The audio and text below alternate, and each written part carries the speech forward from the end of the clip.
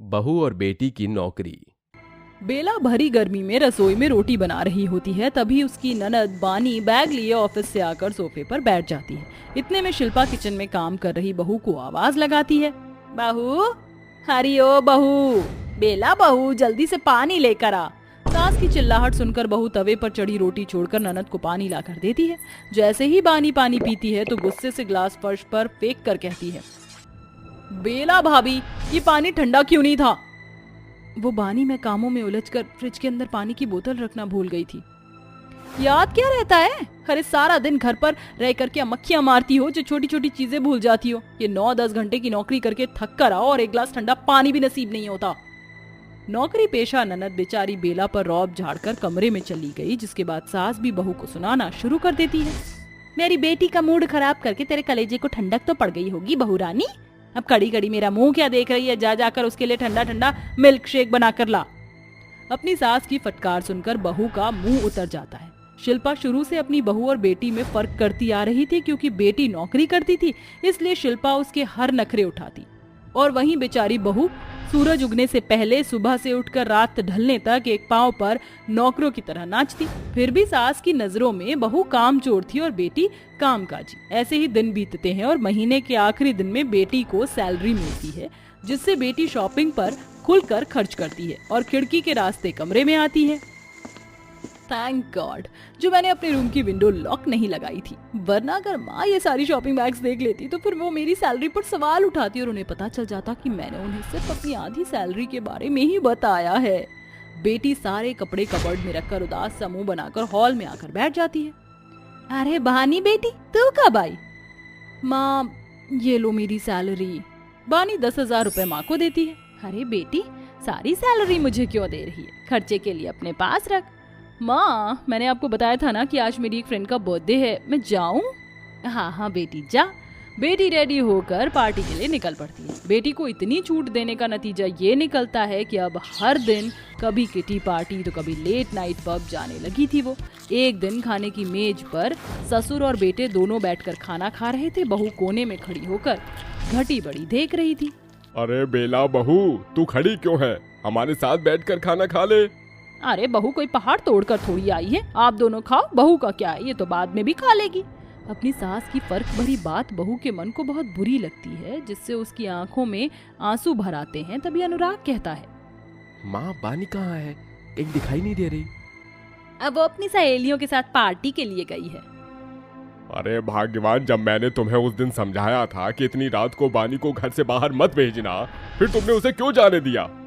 अरे चली गई तो क्या हो गया? पता नहीं आप दोनों बाप बेटे मेरी बेटी के पीछे क्यों पड़े रहते हो? एक तो मेरी फूल सी बच्ची सारा दिन ऑफिस में मेहनत करती है और कमा कर लाती है, फिर भी तुम चिक चिक करते हो। तुम्हारी इन्हीं बातों ने उसे बिगाड़ कर रख दिया है। तुम जो उसे छूट दे रही हो ना, एक दिन वो तुम्हारी एक नहीं सुनेगी, समझी? ये कहकर ससुर खाने की थाली छोड़कर उठ जाता है। ऐसे ही दिन ढलते जाते हैं। संडे की सुबह बहू किचन में बर्तन मांज रही थी, तभी ननद की नींद टूट जाती है और वह गुस्से में किचन में आकर अपनी माँ को बुलाती है। माँ, माँ, कहाँ हो आप? जल्दी से किचन में आओ। अरे क्या हुआ मेरी बेटी, तू इतने गुस्से में क्यों है? बहू अब क्या कर दिया तूने?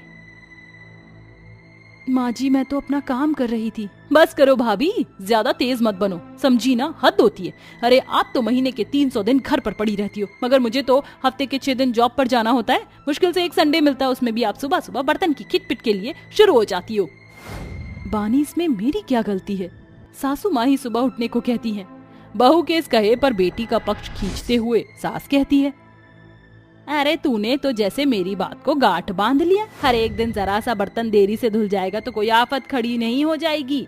अब जा मेरी बच्ची, तू जाकर आराम से सो और तू बर्तन एकदम आहिस्ते से धोना, खबरदार जो खटर पटर हुई। ये कहकर सास और बेटी दोनों वहाँ से चले जाते हैं और बहू फूट फूट कर रोते हुए बर्तन धोने लगती है।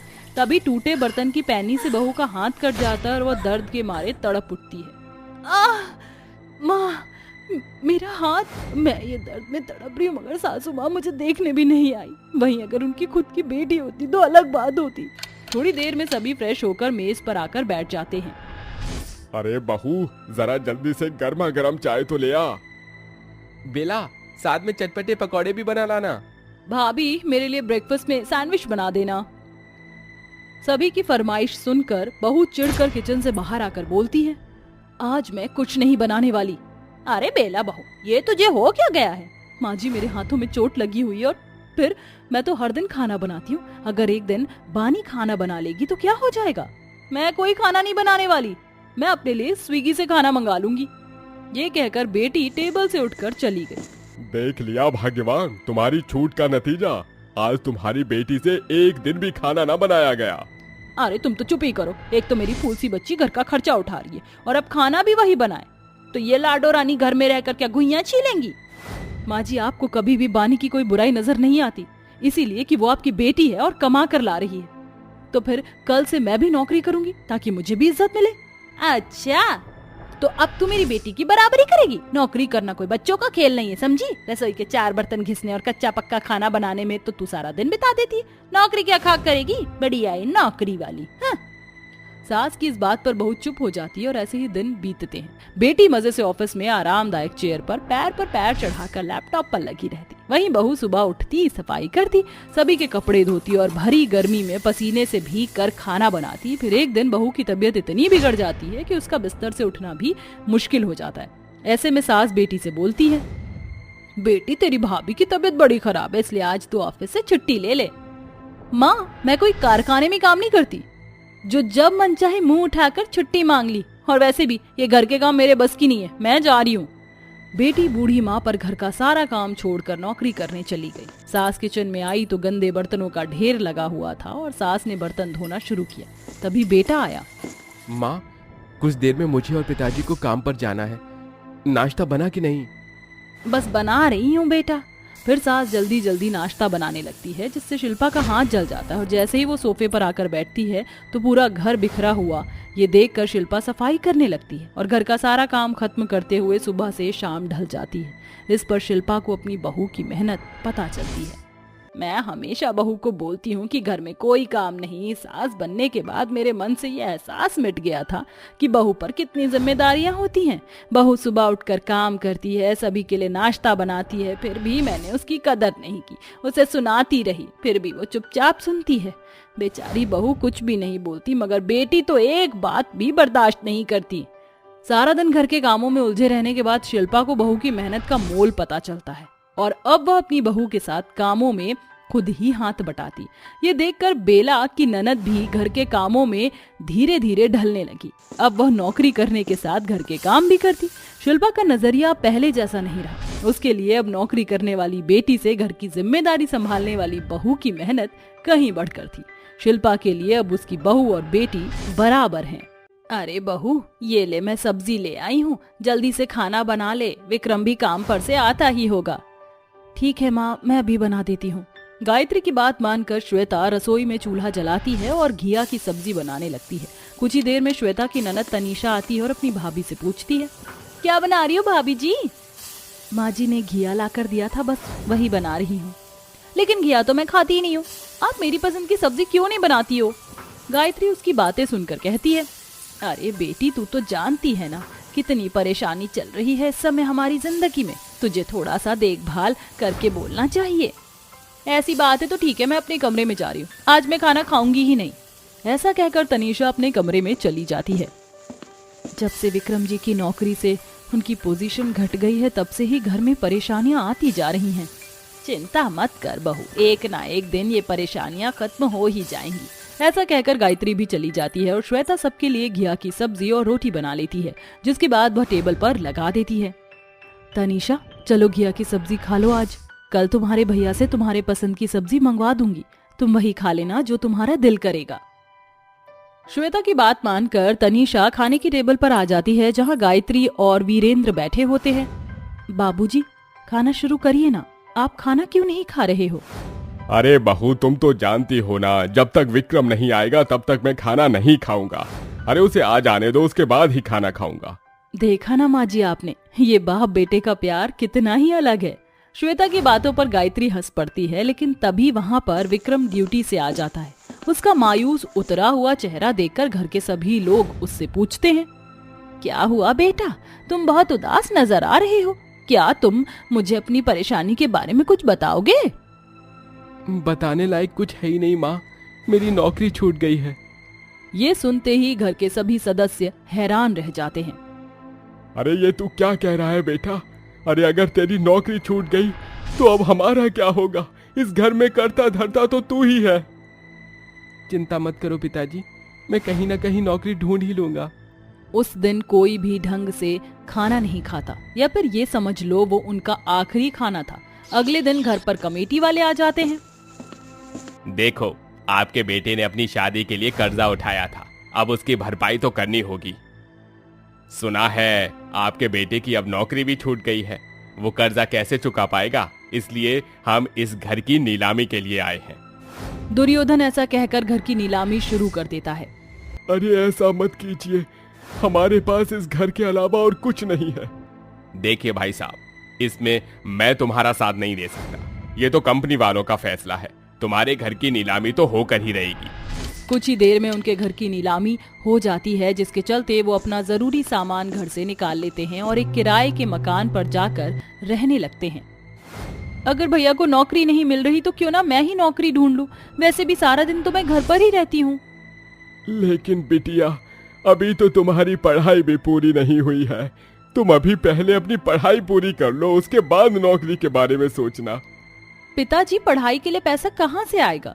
और फिर वैसे भी जब तक पैसा नहीं होगा तो मैं घर पर ही रहूंगी। इससे अच्छा है कि मैं खुद मेहनत करके पैसा कमाऊं और आप लोगों की मदद भी करूं और साथ में पढ़ाई भी करूं।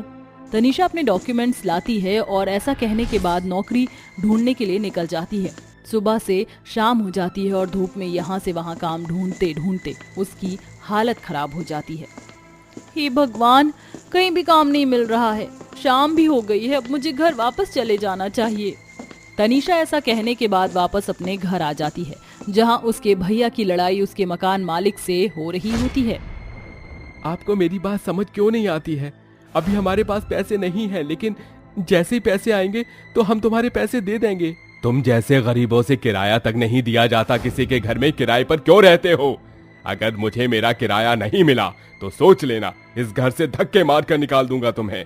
ऐसा कहकर मकान मालिक वहां से चला जाता है, जिसके बाद ये देख तनीषा को बहुत बुरा लगता है। उसकी आंखों में पानी आ जाता है। अरे तनीषा, तुम आ गई? क्या रहा तुम्हारा? कहीं नौकरी लगी या नहीं? नहीं भाभी, मेरी कहीं भी नौकरी नहीं लगी। कोई बात नहीं, तुम पूरे दिन से भूखी होगी, चलो कुछ खा पी लो। श्वेता अपने हिस्से के दाल चावल तनीषा को खिला देती है और खुद भूखी रह जाती है। सबने खाना खाया लेकिन आपने खाना ही नहीं खाया। तुम सभी को खाना खाते हुए देख मेरा पेट भर गया है, चलो अब तुम सो जाओ। घर के सभी लोग सोने चले जाते हैं, लेकिन रात भर सब लोग यहाँ से वहाँ करवटें बदलते रहते हैं। किसी को भी नींद नहीं आती। आधी रात के समय खाना ना खाने की वजह से बेचारी श्वेता के पेट में दर्द होने लगता है और वो दर्द की वजह से उठ जाती है और थोड़ा टहलने के लिए घर के बाहर आ जाती है। दर्द हो रहा है पेट में, अब मैं क्या करूं? तभी वहां तनीषा जाती है। भाभी, मैं जानती हूँ कि आपने हम सभी के लिए खाना बनाया, लेकिन आपकी बारी पर खाना ही खत्म हो गया और आपने कुछ नहीं खाया, जिसकी वजह से आपको पेट में दर्द भी हो रहा है। आप बहुत अच्छी हो भाभी। अरे नंद जी, ये सब तो चलता ही रहता है। घर के आंगन में वो दोनों ननद भाभी यहाँ से वहाँ घूम रही होती हैं और घूमते घूमते घर के पीछे की तरफ चली जाती हैं, जहाँ पर उन्हें केसर की खेती नजर आती है। अरे तनीषा, जो मैं देख रही हूँ क्या वही तुम्हें भी नजर आ रहा है? क्या सच में ये केसर की खेती है? हाँ हाँ, आपने सही कहा, ये तो केसर ही है, लेकिन इतनी महंगी खेती हमारे घर के पीछे कैसे हो रही है? ये तो मुझे नहीं पता, लेकिन तुम जानती हो ना केसर कितना महंगा बिकता है। अगर हमने इसे बेचा तो हम खूब पैसा कमा सकते हैं। भाभी, आपने बिल्कुल सही कहा, चलो इसे तोड़कर घर में ले चलते हैं। दोनों नंद भाभी घर के पीछे से केसर तोड़ती हैं और उसे अगले दिन बेचने के लिए बाजार में चली जाती हैं, जहां वह दुकानों से थोड़े सस्ते दामों पर केसर बेचना शुरू कर देती हैं। केसर इतना अच्छा था कि गांव के सभी लोग उनसे उनका सारा केसर खरीद लेते हैं, जिससे दोनों नंद भाभी के हाथों में बहुत सारे पैसे इकट्ठे हो जाते हैं। भाभी, इतने पैसे तो भैया की एक तनख्वाह में भी नहीं आते थे। ये मान लो कि भैया जब 3 से 4 महीने काम करेंगे तो इतने पैसे कमा पाएंगे। तुमने बिल्कुल सही कहा, वैसे मुझे बहुत जोरों से भूख लगी है। हाँ भाभी, आपने तो कल रात से ही खाना नहीं खाया, चलो कुछ खा पी लेते हैं। तभी उन्हें एक रेस्टोरेंट नजर आता है। बेशक मुझे भूख लगी है, लेकिन मैं चाहती हूँ कि आज हम सभी एक बड़े से रेस्टोरेंट में पेट भरकर खाना खाएं। चलो घर चलकर माँ, बाबूजी और तुम्हारे भैया को भी लेकर आते हैं। दोनों नंद भाभी घर पहुंचकर पूरे परिवार के साथ एक अच्छे से रेस्टोरेंट पर आ जाते हैं, जहां वह सभी अपनी पसंद की चीजें ऑर्डर करते हैं और पेट भर के खाना खाते हैं। आज के इस दिन ने हमें पुराने दिन याद दिला दिए, जब हम इसी प्रकार बड़े बड़े रेस्टोरेंट में जाकर खाना खाया करते थे। चिंता मत कीजिए माँ जी, आज के बाद हम फिर से अक्सर इन बड़े बड़े रेस्टोरेंट में खाना खाने आया करेंगे। रेस्टोरेंट से खाना खाने के बाद वो सभी वापस घर आ जाते हैं और उन पैसों को सही जगह इस्तेमाल करते हैं, जिसके बाद दोनों नंद भाभी केसर की खेती करते करते अपने हालातों को बदल लेती हैं, जिसके चलते उनकी सभी परेशानियां दूर हो जाती हैं और उनका केसर का बिजनेस अच्छा खासा चलने लगता है, जिसमें विक्रम उन्हें पूरा सपोर्ट करता है। कहते हैं ना, जब भगवान एक रास्ता बंद करता है तो दूसरा रास्ता भी खोल देता है। कहाँ तो हम बहुत गरीब हो चुके थे और अब देखो पहले से ज्यादा कमाते हैं, बस किसी की नजर न लगे। उस दिन के बाद से वे सभी खुशी खुशी अपने जीवन में रहने लगते हैं।